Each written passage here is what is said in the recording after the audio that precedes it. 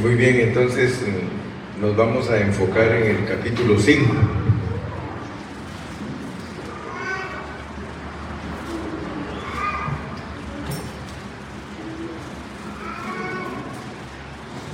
Vamos a enfocarnos en el capítulo 5, que contiene una revelación sorprendente. Ustedes saben que la mayoría de los cristianos hablan de la guerra espiritual, ¿sí o no? Casi todos los creyentes reconocen que hay una batalla que debemos ganar y hemos de prevalecer sobre el enemigo de Dios. Y en el libro de Números podemos ver ciertos requisitos que son de mucha utilidad. Fue el deseo de Dios de formarnos como un ejército para pelear por Él, para que se cumpla su propósito eterno. Así que en este mensaje que estoy empezando ahorita, vamos a ver una cantidad de principios que podemos aplicar inmediatamente en nuestro andar cristiano, tanto individual como también de manera corporativa. No se les olvide que nuestro caminar es individual, pero también es corporativo. No solo caminamos nosotros como cristianos, sino que caminamos junto con la iglesia. Pues bien, hoy vamos a hablar entonces de todo eso.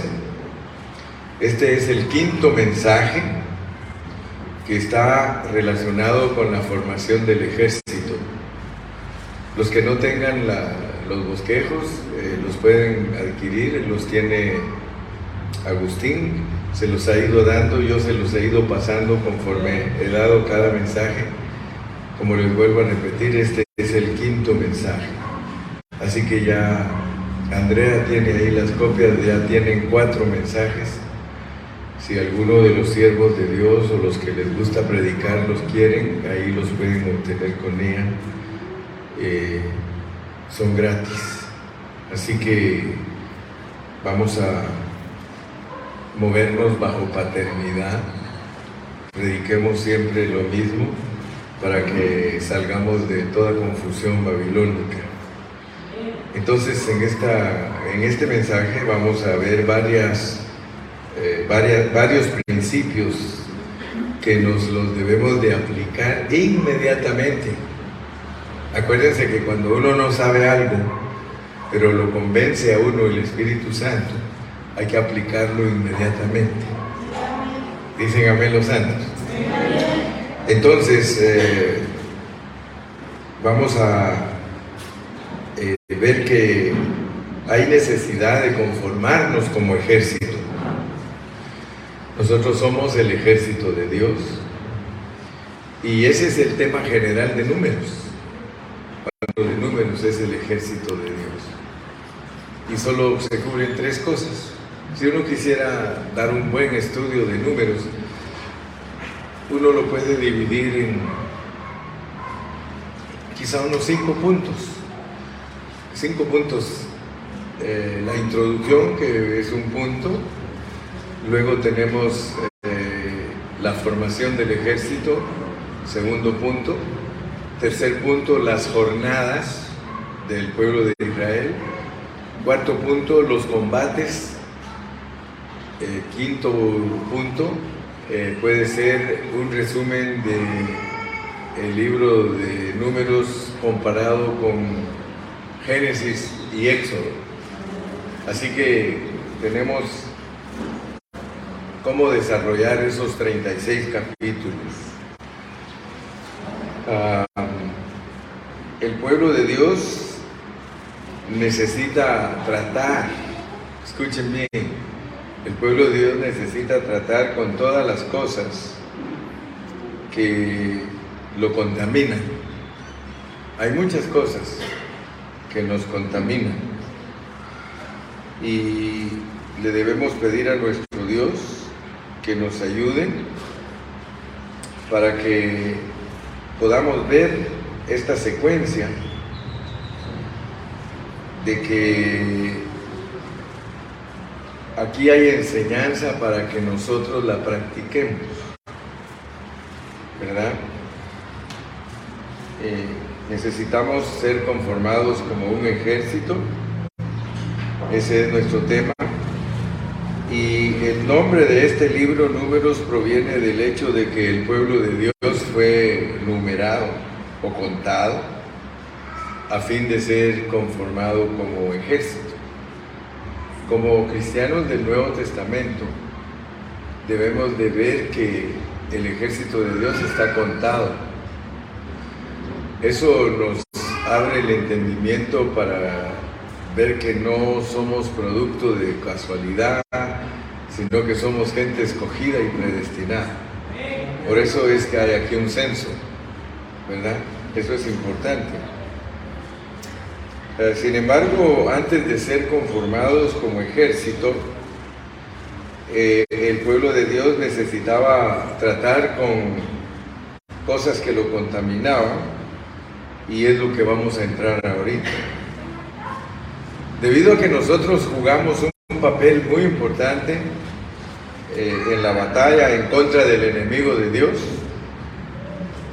nosotros debemos de tratar con la contaminación. Y todos debemos de saber que la contaminación es un asunto muy significativo en la iglesia del Señor.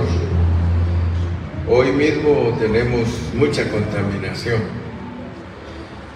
Mediante este pasaje de la Biblia podemos ver que Dios es justo. Estamos en el capítulo 5, que Dios es justo, santo y viviente. Dios es justo, santo y viviente. Entonces, para que nosotros seamos conformados como un ejército que vela y pelea por sus intereses, nosotros necesitamos igualarnos a Él. A medida que escuchemos este mensaje, necesitamos que el Señor nos ministre su persona, que nos ministre su vivir justo, santo y viviente, para que nosotros podamos igualarnos a Él en su testimonio y que verdaderamente podamos decir que somos el ejército de Dios. ¿Cuántos aman a Dios? ¿Cuántos anhelan su santidad? ¿Cuántos anhelan verdaderamente ser los que somos iguales a Él? Entonces, cuando leemos este capítulo, la primera impresión que tenemos es que se refiere a una gran cantidad de cosas negativas. Cuando leemos el capítulo 5, creemos que todas estas cosas negativas son muy fuertes. No obstante, al final de este mensaje vamos a ver una relación muy positiva. Vamos a darnos cuenta que el pueblo de Israel debía tratar con toda la contaminación que tenían antes de ser conformados como un ejército, para que ellos pudieran cuidar los intereses del Señor en una forma santa. Leamos cómo dice el 5:2. Manda a los hijos de Israel que echen del campamento a todo leproso y a todos los que padecen flujo de semen y a todo contaminado con muerto. Imagínense, les dije que cuando estudiamos números y no ponemos atención, no vamos a saber qué es lo que Dios nos está diciendo. Dice que Jehová habló a Moisés, verso 1, manda a los hijos de Israel que echen del campamento a todo leproso y a todos los que padecen flujo de semen y a todo contaminado con muerto. ¿Cómo hacemos para traducir eso al Nuevo Testamento? Entonces, ¿verdad que sí necesitamos aprender? Sí. Entonces, el pueblo de Israel tenía que tratar con esas contaminaciones Y quiero que ustedes vean que en este versículo se mencionan tres cosas: lepra, flujo y muerte. Sin duda, esas tres cosas son contaminantes. Entonces, tenemos que saber que para hacer la iglesia, tenemos que librarnos de estas contaminaciones. La iglesia no puede ser el ejército de Dios si tiene leprosos, si tiene gente que tiene flujo de semen, y los que se han contaminado con muerto, que aquí nos lo explica quiénes son los que se contaminan con muerto. Ahora, Dios no solamente debía de tener tratos con Israel como individuos, sino que también trataba con ellos como una corporación, como un cuerpo. Y ese trato corporativo consiste principalmente en tres cosas, porque aquí está hablando del pueblo. Y esas tres cosas dice que eran tratar con la lepra, tratar con el flujo y tratar con la muerte. Lo primero es la lepra. La lepra es algo que está en nuestro interior. Todos nosotros somos leprosos. Amén. Ese es nuestro elemento. Nuestro elemento es lepra, y es algo profundo y subjetivo, o sea que sale de nosotros. Y la lepra para todos nosotros debe de ser tratada de una forma minuciosa. ¿Cuántos se recuerdan cuando estudiamos Levítico? ¿Algunos de aquí se acuerdan cuando estudiamos Levítico o no se acuerdan? ¿Sí? Tal vez no se acuerdan de todos los mensajes, pero se recuerdan que se trataba bien detalladamente, se trataba bien minuciosamente la lepra en el pueblo de Dios. Había que estarlos pasando por un proceso, un tratamiento, irse a mostrar al sacerdote, tenían que chequear la ropa, la casa, la cabeza, todo tenía que hacerse minuciosamente con el asunto de la lepra. Entonces, nosotros debemos de saber qué es eso. Y de acuerdo a la pureza de la palabra, la lepra representa nuestras acciones malignas de nuestro ser natural, nuestras acciones malignas de nuestro ser natural, que se manifiestan especialmente en forma de rebelión. Entonces, en este sentido debemos decir que todos somos leprosos, todos tenemos la lepra, y ahora depende de cómo tratamos con esa lepra. Si somos descuidados, llegaremos a estar contaminados y sucios. Así que tenemos que tratar con esta lepra en la formación del ejército, que es la vida de la iglesia, en donde no debe de haber lepra. Amén. Conforme a la enseñanza del Antiguo Testamento, la lepra proviene de nuestra rebelión contra la autoridad. Escuchen bien. Y la primera ilustración acerca de la lepra es el caso de Miriam y de Aarón. Ellos se rebelaron en contra de su autoridad, y en ese tiempo el que los mandaba a ellos era Moisés. Y cuando ellos se rebelaron contra la autoridad delegada de Dios, Miriam se volvió leprosa. Esta naturaleza rebelde, ese elemento rebelde está en nuestra sangre y está en nuestra naturaleza, así que es algo muy natural. en nuestro hombre natural. Perdón.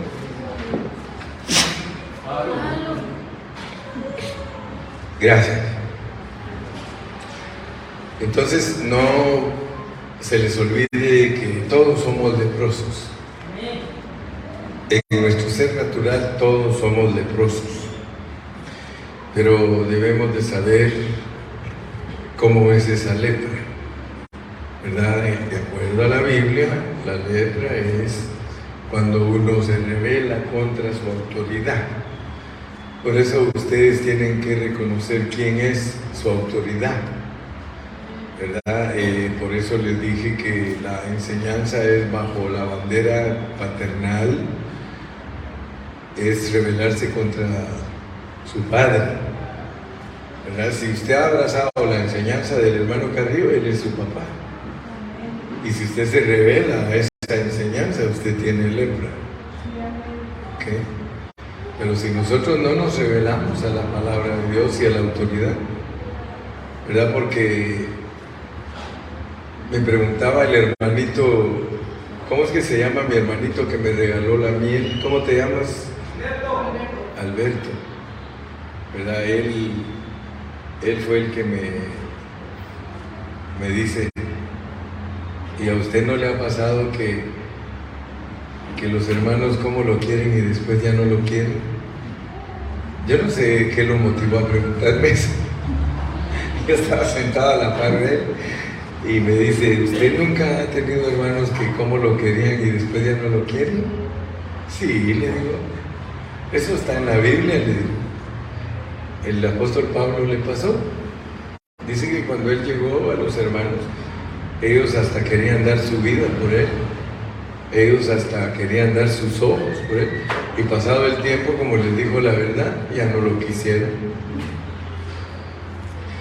Entonces la lepra hace que uno se rebele contra sus autoridades, contra su padre que le ha enseñado la palabra, ¿verdad? Entonces gracias a Dios que ustedes pueden entender lo que es la lepra, es rebelarse contra la autoridad que Dios les ha puesto, ¿verdad? Entonces, en algunos casos, algunos hermanos les dicen que son rebeldes porque ya no están de acuerdo con la enseñanza de la Biblia, pero no es esa la clase de rebelión que manifiesta la lepra. Porque la lepra es rebelarse contra la autoridad pura. Pero cuando una autoridad no es pura, uno no se está rebelando, sino que está obedeciendo a Dios. Como por ejemplo, Pedro quiso ser manipulado por las autoridades, impidiéndole que predicara la verdad. Y él les dijo, yo no voy a obedecerle a ustedes. Juzguen ustedes, es menester obedecerle a Dios, a los hombres, sino a Dios. Y él predicó la verdad. Entonces, predicar la verdad no es rebelión. Es más, no predicar la verdad es rebelión, ¿verdad? Entonces, por favor, todos tengan paz. Ayer Dios nos dio unos testimonios bonitos de hermanos que estaban en congregaciones que no los dejan avanzar. Y cuando encuentran hermanos que conocen la Escritura en una forma más particular y que se las pueden declarar con más pureza, los hermanos que no los han ayudado a avanzar se ponen celosos y los critican y les dicen que son rebeldes solo porque están abrazando una palabra con más pureza y más profunda. Pues no tengan miedo, ustedes avancen. La palabra de Dios es Dios el que la norma. Amén. Entonces la lepra, entendámosla bien, no debe haber lepra en nosotros. No debe de haber rebelión contra la verdad. Eso es, la lepra es rebelarse contra la verdad. Luego viene el flujo. El flujo, fíjense que el flujo de semen, ¿qué significa tener nosotros los cristianos del Nuevo Testamento flujo de semen. Pues esa es una enfermedad que le da a los hombres, que ya no tienen control de su semen. Hay hombres que se enferman de la próstata y a veces ellos van a hacer sus necesidades y el semen sale sin que ellos, ¿verdad?, tengan una relación. O sea que eso es anormal.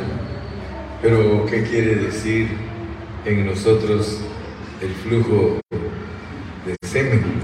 Es no tener control sobre nuestra producción. Con nuestro semen nosotros engendramos hijos. Es no tener control, sino engendrar hijos sin haber sido un engendramiento normal, sino un engendramiento enfermo. Muchos engendran hijos enfermos porque no son el producto de una relación de amor, sino que son el producto. El semen representa la producción de la especie. Entonces, si no hay control para la producción de la especie, imagínense lo que eso significa. ¿Qué cristiano va a entender eso? Que se le está hablando de cosas que son profundas y que ahí están en la Biblia.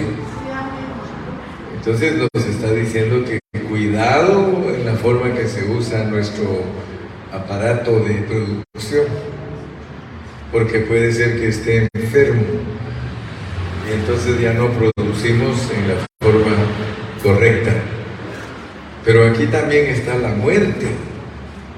La muerte. Ahora, la muerte aquí, ¿cómo creen que llega a nosotros?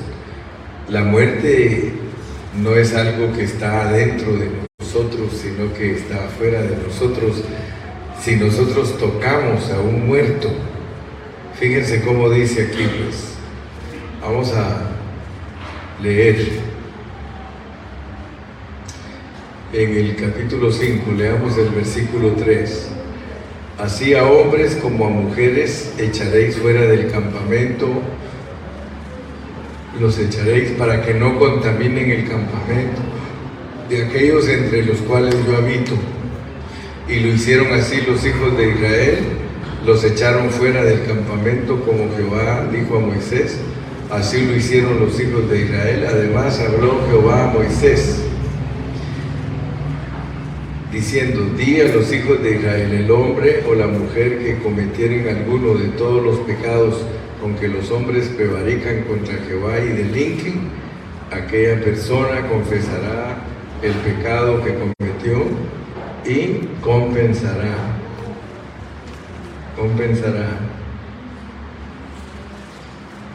enteramente el daño y añadirá sobre ello en la quinta parte y lo dará a aquel contra quien pecó. Y si aquel hombre no tuviere pariente al cual se ha resarcido el daño, se dará la indemnización del agravio de Jehová, entregándola al sacerdote, además del carnero de las expiaciones, con la cual hará expiación por él. Toda ofrenda de todas las cosas santas que los hijos de Israel presentaren al sacerdote, suya será. Y lo santificado de cualquiera será suyo, asimismo lo que cualquiera diere al sacerdote, suyo será. También Jehová habló a Moisés diciendo: habla a los hijos de Israel y diles: si la mujer de alguno se descarriare y le fuere infiel, y alguno cohabitare con ella y su marido no lo hubiere visto, por haberse ella amancillado ocultamente, si hubiere testigo contra ella, ni ella hubiere sido sorprendida en el acto, si viniere sobre él espíritu de celos y tuviere celos de su mujer, habiéndose ella amancillado, o viniere sobre él espíritu de celos y tuviere celos de su mujer, no habiéndose ella amancillado, entonces el marido traerá a su mujer al sacerdote y con ella traerá su ofrenda, la 10ª parte de un efa de harina de cebada, No echará sobre ella aceite, ni pondrá sobre ella incienso, porque es ofrenda de celos, ofrenda recordativa que trae a la memoria el pecado. Y el sacerdote hará que ella se acerque y se ponga delante de Jehová. Luego tomará el sacerdote del agua santa en un vaso de barro. Tomará también el sacerdote del polvo que hubiere en el suelo del tabernáculo y lo echará en el agua.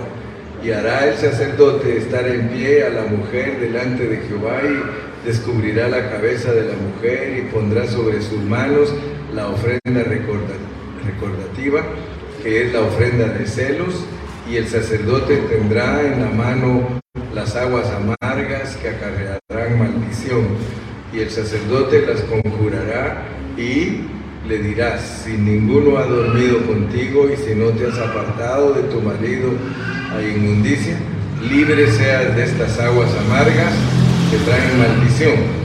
Mas si te has descarriado de tu marido y te has amancillado y ha cohabitado contigo alguno fuera de tu marido, el sacerdote conjurará a la mujer con juramento de maldición y dirá a la mujer: Jehová te haga maldición y execración en medio de tu pueblo, haciendo Jehová que tu muslo caiga y que tu vientre se hinche, y estas aguas que dan maldición entren en tus entrañas y hagan hinchar tu vientre y caer tu muslo. Y la mujer dirá: amén, amén. El sacerdote escribirá estas maldiciones en un libro y las borrará con las aguas amargas, y dará a beber a la mujer las aguas amargas que traen maldición, y las aguas que obran maldición entrarán en ella para amargar. Después el sacerdote tomará de la mano de la mujer la ofrenda de los celos y la mecerá delante de Jehová y la ofrecerá delante del altar, y tomará el sacerdote un puñado de la ofrenda en memoria de ella y lo quemará sobre el altar, y después dará a beber las aguas a la mujer. Le dará pues a beber las aguas, y si fuere inmunda y hubiere sido infiel a su marido, las aguas que obran maldición entrarán en ella para amargar, y su vientre se hinchará y caerá su muslo, y la mujer será maldición en medio de su pueblo. Mas si la mujer no fuere inmunda, sino que estuviese limpia, ella será libre y será fecunda. Esta es la ley de los celos cuando la mujer cometiere infidelidad contra su marido y se amancillare, o del marido sobre el cual pasare espíritu de celos y tuviere celos de su mujer, la presentará entonces delante de Jehová, y el sacerdote ejecutará en ella toda esta ley. El hombre será libre de iniquidad y la mujer llevará su pecado. Solo noten pues que muchos al leer estos capítulos pues dicen: bueno, ¿y todo eso qué significa para la iglesia? Pues recuérdense que para la iglesia todo es espiritual, todo. Aquí tenemos que entender que son contaminaciones que pueden pasarle a la iglesia, y en este capítulo estamos solo viendo algunas. Después vamos a ver otras que tocan asuntos que son importantes. En el capítulo 6 tenemos la ley del nazareo, ¿verdad? Y aquí se habla de todo lo que es un nazareo, que no tenía que tocar muerto, y por eso estoy tocando estas cosas, porque aquí se nos está hablando de tres cosas que nosotros debemos ver, que es la lepra, el semen sin control y contaminarse con muerto. Esas son las tres cosas que queremos ver hoy, y estas tres cosas aquí son tratadas debido a que Dios es justo, santo y viviente. Dios es justo, santo y viviente. Entonces por eso es que hay que tratar con la lepra, porque Él es justo. Hay que tratar con el flujo de semen, porque Él es santo. Y hay que tratar con la muerte, porque Él es viviente, ¿verdad? Entonces nosotros debemos de ver que Satanás se rebeló en contra de la autoridad de Dios, y para que nosotros seamos conformados como ejército,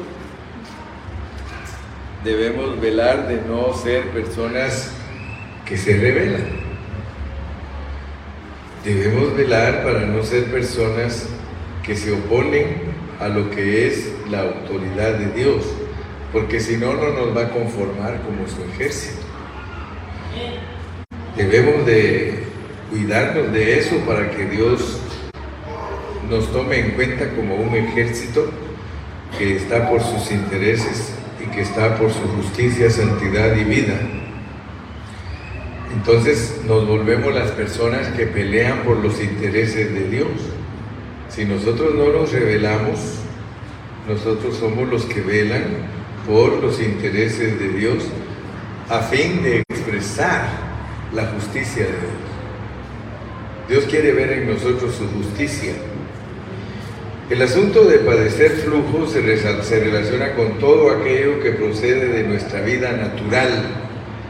Una vida natural sin Cristo es una vida llena de excesos, en la cual se producen muchos flujos, de modo que contaminan a los demás. Muchos flujos de nosotros, de nuestra vida natural, contaminan a los hermanos. Si nosotros no tenemos cuidado, nosotros, con nuestros flujos, nosotros contaminamos a otros hermanos. Dicen amén los santos. Entonces debemos orar para que Dios nos sane, que nos sane de la próstata espiritual. Porque si las cosas empiezan a salir sin control, ya nosotros estamos enfermos, ¿verdad? Que salgan las cosas de nosotros sin control es como cuando perdemos la paciencia muy fácilmente, cuando perdemos el temperamento fácilmente, cuando nos brotan raíces de amargura, y regularmente en nuestros flujos no hallamos salida. Debido a nuestros flujos llega un momento en nuestra vida que no hallamos salida, no hay solución. Y eso es triste, hermanos. Cuando nosotros llegamos al punto de que ya no hallamos solución, ya no hay gozo, ya no hay deseo, ya no hay hambre, ya no hay aquel anhelo ya no hay, la iglesia ya no la disfrutamos. Hermano, esos son contaminaciones que resultaron debido a que perdimos el control de nuestro ser natural, ¿verdad? Entonces yo quiero que ustedes se den cuenta que tenemos que orar para que Dios nos abra los ojos, para que veamos si se nos está escapando el flujo, el semen. Esto es para hombres y mujeres, no voy a creer que es solo para hombres. La mujer no produce semen, pero aquí está aplicado en una forma general al cuerpo de Cristo. El cuerpo de Cristo tiene que tener cuidado de qué es lo que le está saliendo, cómo está actuando usted, cuál es su actuación con los hermanos, ¿verdad? Porque el hombre natural suelta cuando está enfermo el semen sin control. Y quiero decirles, hermano, que sanarse de esas enfermedades a veces toma mucho tiempo. No vayan a creer ustedes que cuando uno actúa de esta manera es fácil sanarse, ¿no? cuando uno ha actuado en la vida de la iglesia sin control, ¿cómo cuesta recuperarse, hermanos? Y no hay paz. No hay paz. Entonces tenemos que hacer un recuento, tenemos que hacer un inventario de lo que nos está afectando como vida de iglesia, porque las iglesias al caer en esa situación, usted las ve que hasta se deshacen. Yo les digo, yo tengo 42 años de ser pastor y durante esos 42 años yo he visto docenas de iglesias desaparecer totalmente. Cuando las congregaciones desaparecen, hermano, es que Dios nunca se ha complacido de ellas. Nunca. Por eso les digo a los que están empezando la obra, ahorita asegúrense que realmente Dios los puso a hacer eso, porque lo de Dios nunca se cierra, nunca. Si nos manda a abrir una obra, hasta que Él regrese. Si no, seamos sinceros, nunca fue de Dios. Eso se lo dijo Gamaliel a los judíos, cuando ellos estaban preocupados de Pablo que andaba predicando. Les dijo, déjenlos, si son de Dios, permanecen, si no son de Dios, desaparecen. Convéncete, hermano. Si algún día tú has sabido obra, abierto, si has abierto, y hablo más ya cuando estoy con sueño, si alguno ha abierto obra y se le deshizo, sea sincero, sea fiel a Dios, pídale perdón, dígale, Señor, lo que tú me pusiste a hacer, no lo aprobaste, porque Él te puso. No deben de confundirse, Él lo pone a uno, pero no funcionó. El Señor te dice, como les va a decir a aquellos, cuando le digan en tu nombre hicimos esto. La palabra en griego es, nunca reconocí lo que hiciste. Lo importante es que Dios reconozca lo que nos puso a hacer. Y todos ustedes que son valientes y que están atendiendo obra, es hasta que ustedes se mueran o venga Cristo. Amén. Pero la obra nunca es para cerrarla. Cuando se murió Jairo, a mí me dio mucha tristeza, porque uno no sabe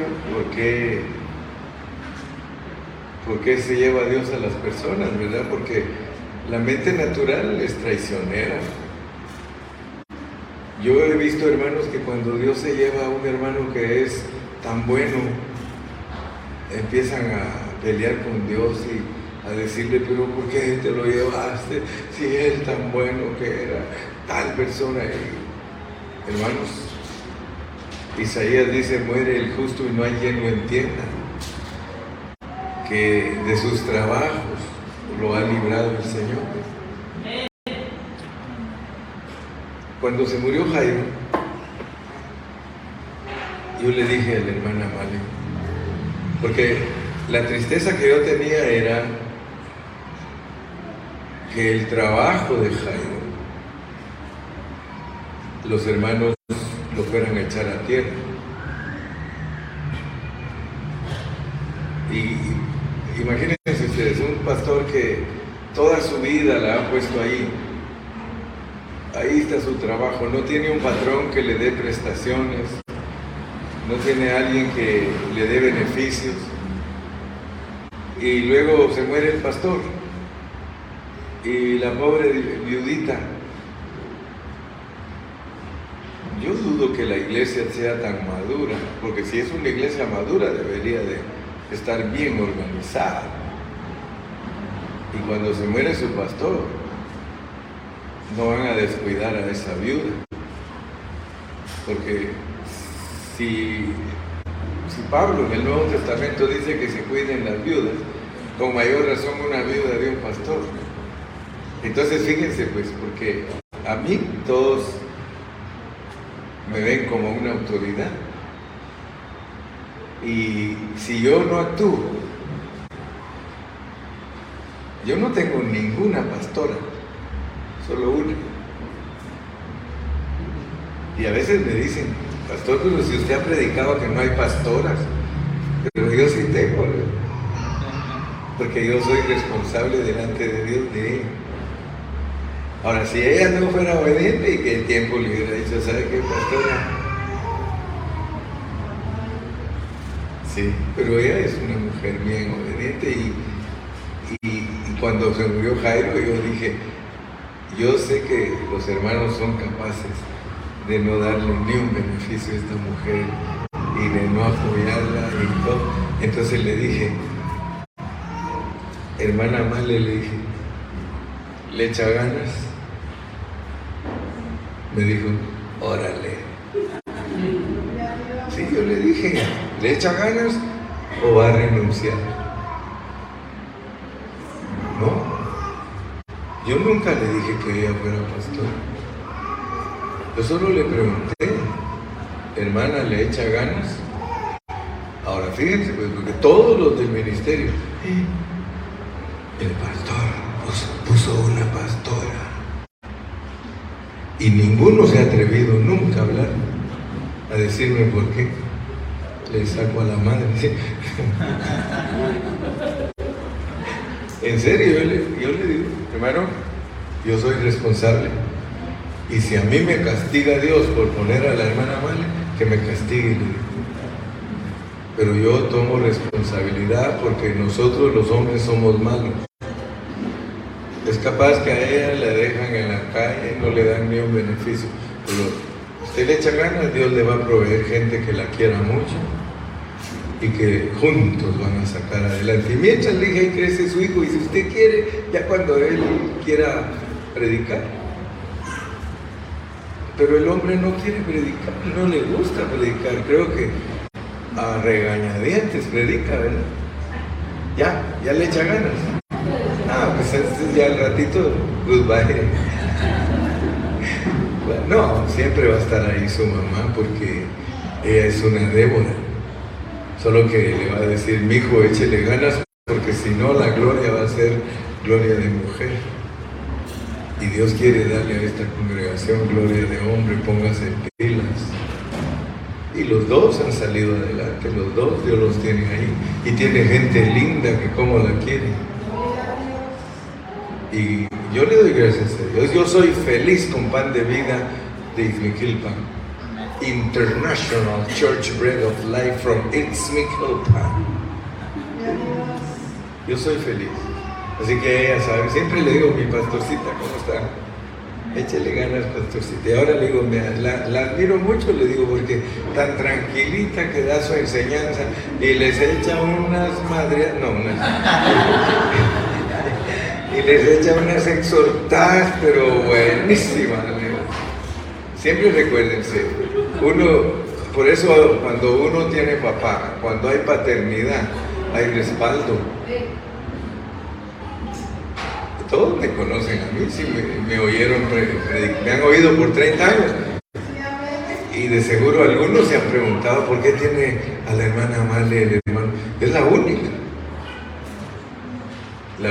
pastora que yo respaldo. Y si viene alguna, me han venido. Pastor Carrillo, mire que fíjese que yo, disculpe, le digo, pero yo no creo en las pastoras, solo en ella. Clase aparte.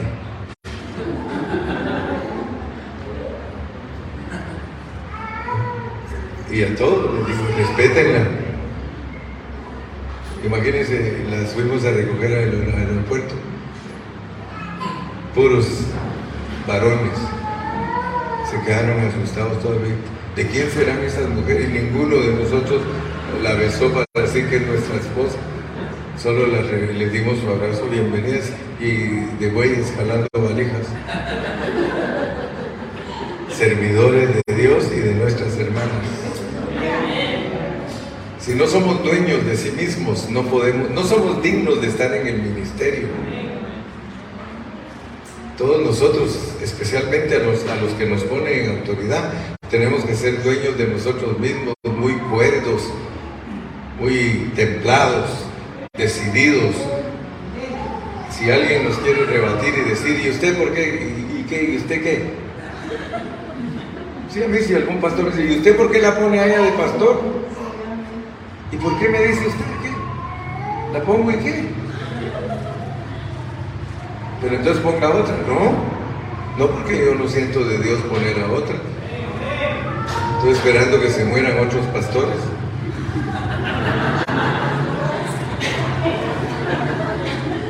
Del ministerio, güey. Para decirle a la hermana, bueno, ¿le echas ganas o órale? Que Dios bendiga a nuestros pastores. Dios no se los lleva por gusto, hermano. Dios quería probar a ella. Su prueba es dura. Le dio su mara, su amargura. Pero Dios la sacaba adelante. ¿Quién no quisiera tener una congregación como es mi tiempo? No, cuando buscan, y la pastora que ahí está abajo de él. Aquí, ¿quién es la pastora? Ahí está, es David, chiquitillo. ¿Dónde está la pastora? Aquí estoy. Bendito sea Dios, hermano. Dele palmas al Señor. Si se está gozando, dele palmas al Señor.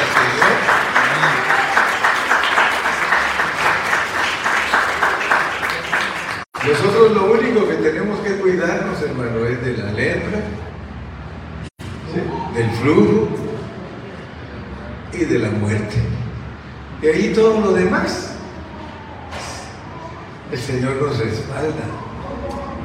Si no, Dios no hubiera puesto a Débora. Imagínese usted en una cultura como son los israelitas, ponerles a una mujer de juez. Así usted cree que no me la sé. Si a mí alguien me dice, ¿por qué pusiste a la hermana mal? Porque Dios puso a Débora. No, pero tú no eres Dios, pero tengo el Espíritu. Viene siendo casi lo mismo. Tengo autoridad de Dios. Amén. ¿Verdad? Entonces, gracias al Señor porque en esta tarde estamos entendiendo aspectos de los cuales debemos cuidar la iglesia.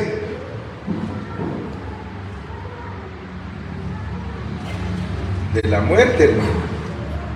El asunto de la muerte es por una razón que nos tenemos que cuidar. Es porque servimos a un Dios viviente. Amén. Servimos a un Dios viviente. Aleluya. ¿Es viviente tu Dios, hermano? Acuérdense que Dios se agrada de nosotros cuando nosotros vivimos arrepentidos de las cosas naturales.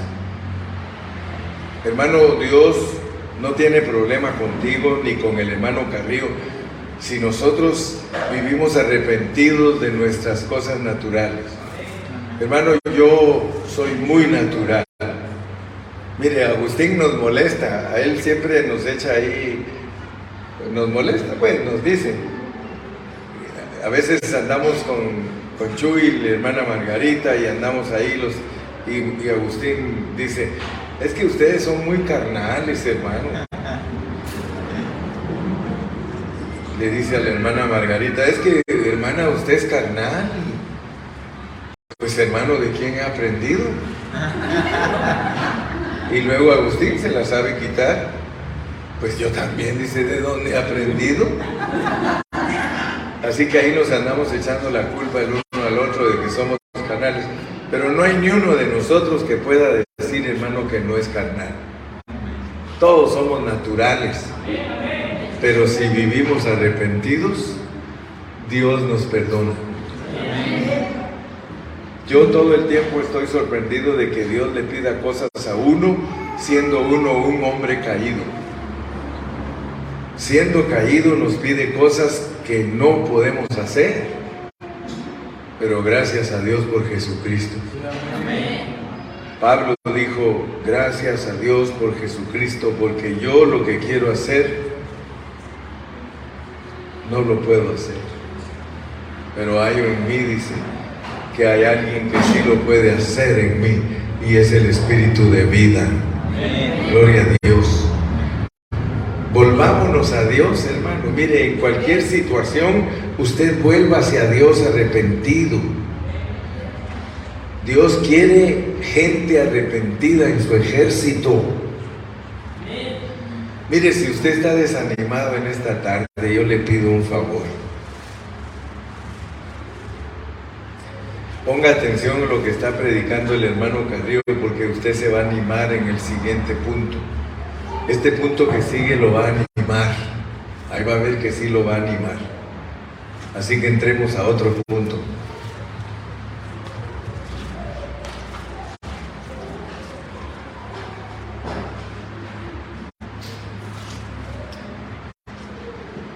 Allí en Primero de Reyes y también en Romanos 11, Dios da una respuesta a los versículos 4 y 5 que nosotros leímos.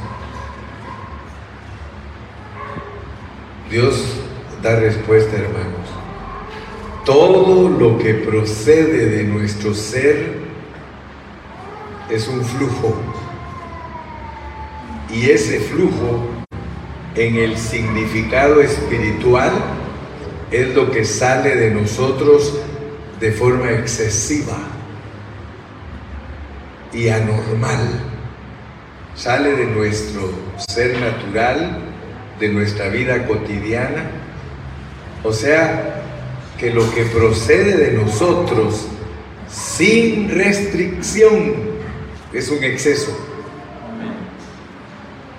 Y eso es flujo. Todo lo que salga de nosotros sin restricción es un flujo. Por ejemplo, cuando nosotros nos enojamos, nuestro enojo sale sin control alguno. Eso es un flujo excesivo y anormal, porque dice, airaos pero no pequéis, que se sobrepasa de los límites. Eso es algo que puede considerarse como un flujo. El tercer asunto es que nosotros necesitamos tratar con la muerte, necesitamos tratar con la contaminación de muerte. A nosotros nos viene contaminación de muerte por haber tenido contacto con ella. Los israelitas no debían entrar en contacto con nada que estuviese muerto, fuese un animal, un insecto o una persona. Si está muerto, no debían tocarlo. Si lo tocaban, se contaminaban, porque la muerte es más contaminante, es más sucia que el pecado mismo. Tanto la lepra como el flujo y la muerte debían ser sacados fuera del campamento, ya que el campamento era la morada de Dios en medio de su pueblo. Y acuérdense que Dios es justo, Dios es santo y Dios es viviente. No se permitía que la lepra, el flujo y la muerte permanecieran en la morada de Dios, la cual era el campamento donde los israelitas estaban siendo formados como el ejército y el sacerdocio de Dios para pelear y servir. Si deseamos ser constituidos como el ejército de Dios, necesitamos tratar con estas tres cosas, con la lepra, el flujo y la muerte. Si lo hacemos, la iglesia permanecerá limpia, y ese es el trato corporativo. aunque en la actividad no vemos, aunque en la actualidad no vemos realizado ese cuadro en la iglesia cristiana en general, vemos que sí hay hermanos que anhelan, y no solo anhelan este cuadro, sino que están viviéndolo por gracia, como dijimos de acuerdo a Romanos 11, versículos 2 al 5. Leamos Romanos 11, del 2 al 5. Si lo lees, Jorgito, por favor. Romanos 11, del 2 al 5.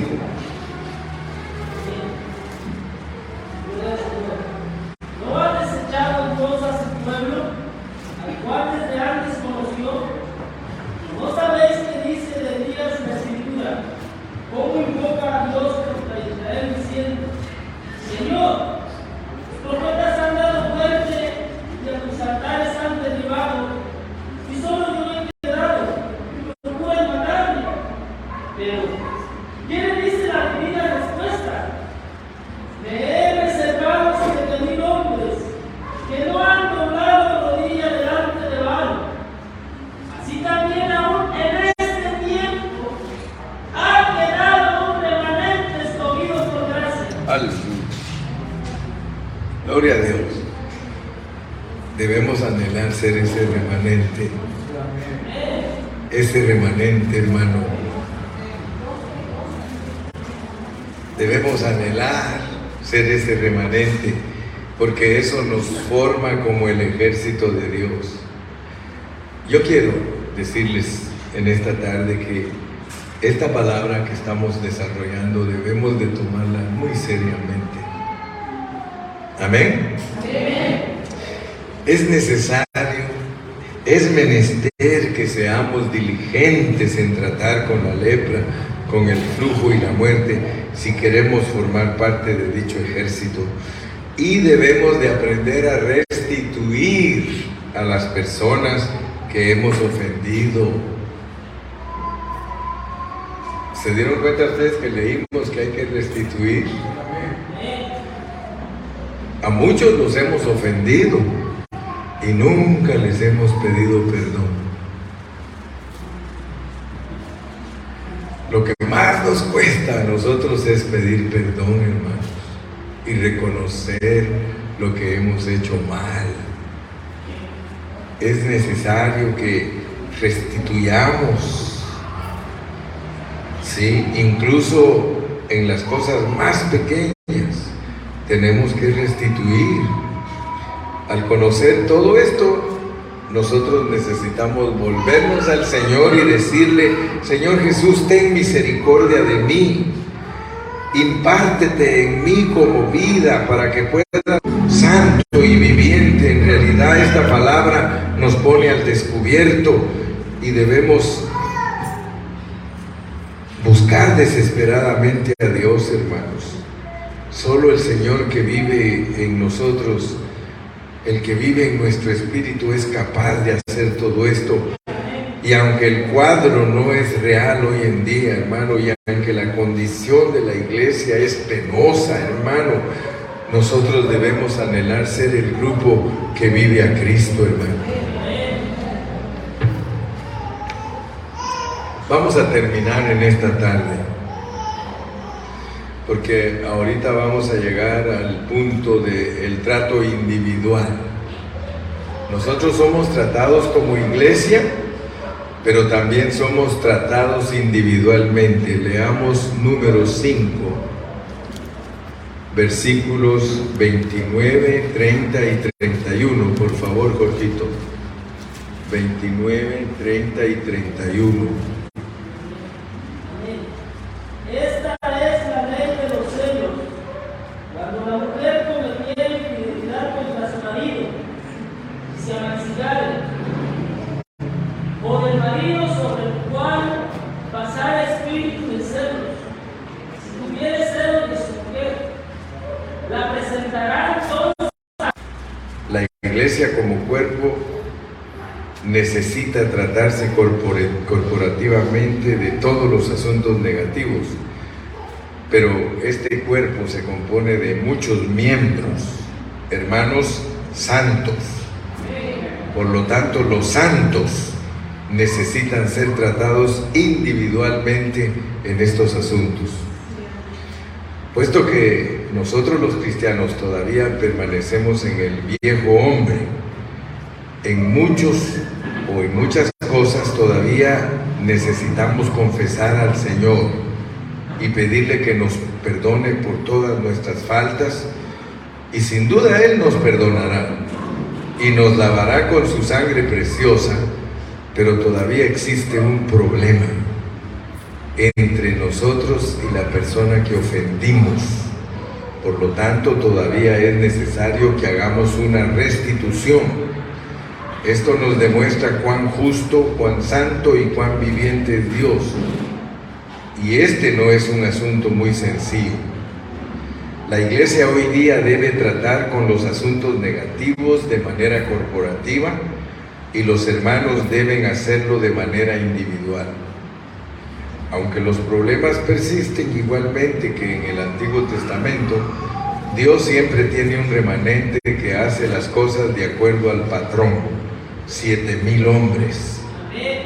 Sí, 7,000 hombres. Elías, en este relato, se queja ante Dios porque el pueblo había matado a los profetas, habían derribado los altares del Señor, y el Elías era el único que permanecía en pie, y lo buscaban para matarlo. Ese era el punto de vista de Elías.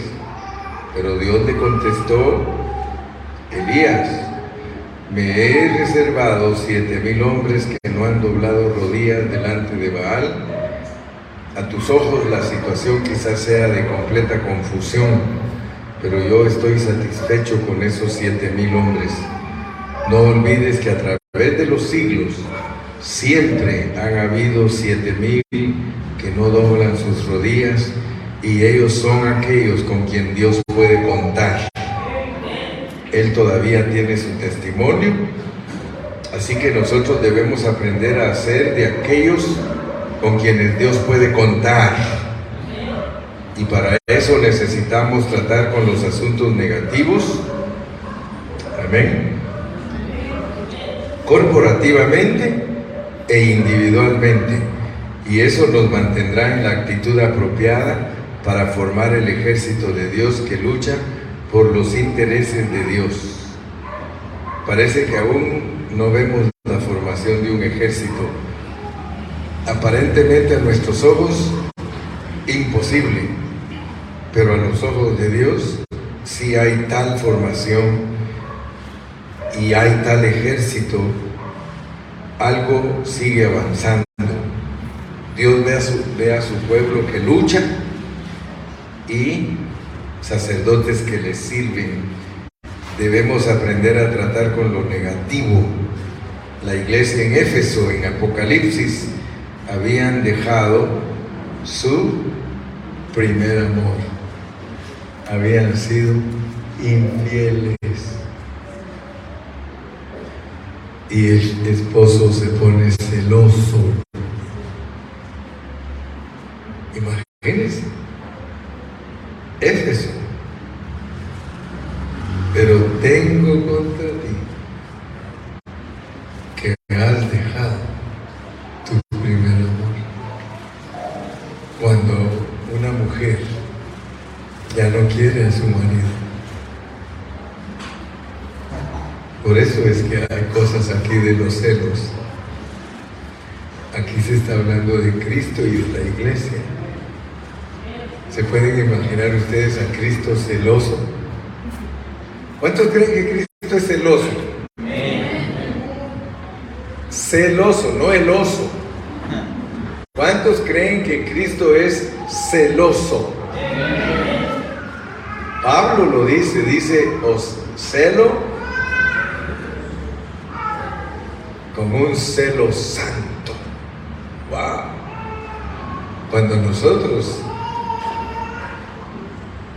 descuidamos la obra de Dios, nos volvemos una mujer que le produce celos a Dios.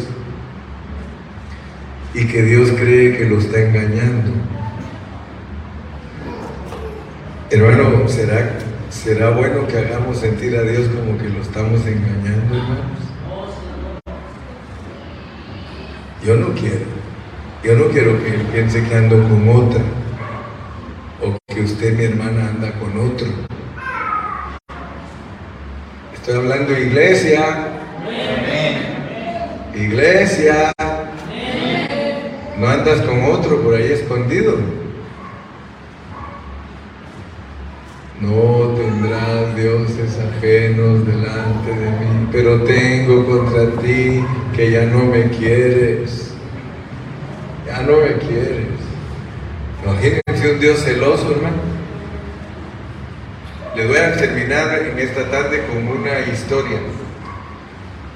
En Estados Unidos, un hombre de esos que manejan trailers empezó a perseguir a un carrito y se pasaba las señales de tránsito, se llevó un montón de carros, mató a unas personas y de repente ya lo capturaron. Y cuando lo capturaron lo metieron preso porque hizo un desorden terrible.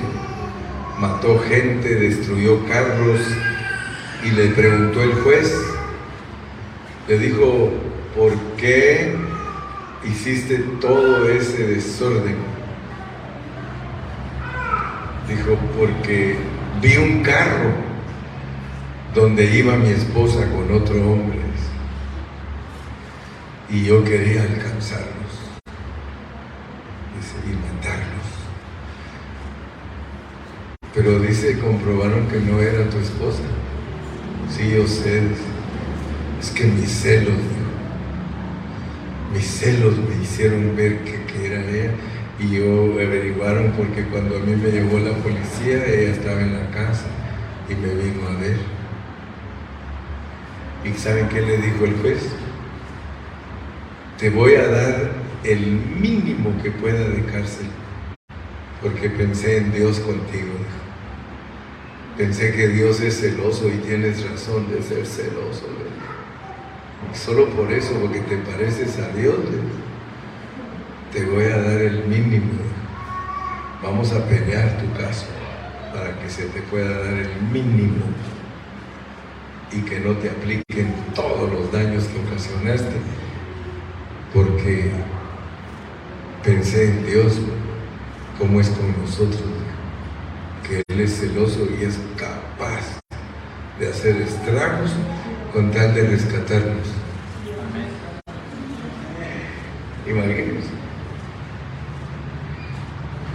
Y la historia de Oseas, ¿no? A Oseas Dios le dio de esposa a una prostituta. Y ustedes ya saben quién es, somos nosotros. Y lo mandó que la fuera a buscar y que la trajera.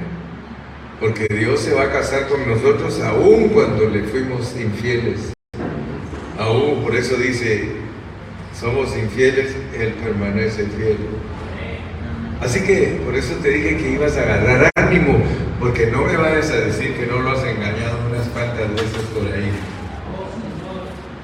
Hemos engañado a Dios, hermano, muchas veces. Y Dios en su palabra registra que aunque nosotros hemos sido prostitutos, Él nos perdona y se va a casar con nosotros. Eso es tremendo. Yo les he contado la historia de Oseas. Un hermano de Ecuador presentaba la historia de Oseas como un drama, como un poema. Y es la historia del quinto patio. La historia del quinto patio. O sea que en cierto lugar de Europa hay una gran casa que tiene 5 patios. Y en esos patios, ahí practican la prostitución. Entonces, el esposo fue a buscar a su esposa porque su esposa era prostituta. Es la historia de Oseas. Y entonces le dijeron, tu esposa trabaja ahí en los patios, le dijo alguien. Dijo, yo he ido ahí, he visto a tu esposa trabajando ahí en los patios. Dijo, dime por favor en qué patio está. Mira, no me recuerdo en qué patio la vi, pero en uno hay 5 patios de prostitución. Y le dice él, pero ¿qué significa que hay 5? ¿Por qué no hay uno? Mira, dijo, es que va por el precio. En el primer patio las mujeres son caras. En el segundo un poquito más baratas. En el tercero más baratas y en el quinto lo más barato que hay. Y ese marido se va a buscar a su esposa. Llega al primer patio, ¿no has visto a esta mujer aquí? No la hemos visto. Segundo patio, ¿no has visto ahora a esta mujer? Mira aquí. No la hemos visto. Llega al tercer patio y ¿han visto a esta mujer? Oh, dice, yo sí la conozco, dice uno. Ella está en el quinto patio. Hasta el quinto patio llega y cuando la encuentra le dice, mi amor, ¿qué está haciendo usted aquí? Usted tiene su casa, usted tiene su hogar, usted tiene sus hijos. Vámonos, mi amor. Usted no pertenece a esto. Esa es la historia de Oseas que presenta a Cristo con la iglesia. Hemos bajado hasta lo más bajo y de ahí nos va a traer y nos va a decir, vente mi amada, I love you, you are so precious, usted es tan bonita, véngase mi amada. Tanto nos ama Jesús, hermano, tanto nos ama Jesús que sigue celoso de su iglesia, aún cuando le hemos fallado. Que Dios te fortalezca, que Dios te levante, sacúdete el polvo, deshazte de todo peso de pecado y sírvele a Cristo con todo tu corazón, hermano. Amén. Dios los bendiga. Esto es todo por hoy. Seguimos mañana.